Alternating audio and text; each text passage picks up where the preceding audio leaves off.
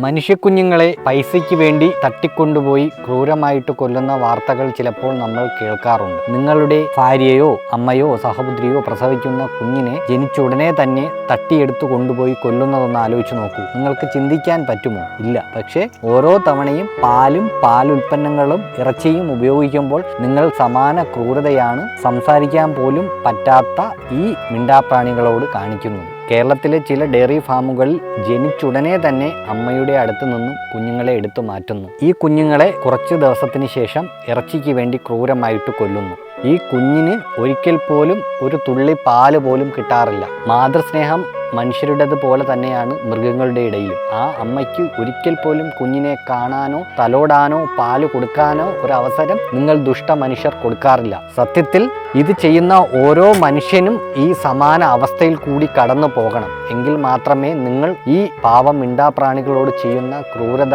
എത്രയാണെന്ന് മനസ്സിലാകുള്ളൂ. ചിന്തിക്കൂ, ഒരു വീഗനായി മാറൂ.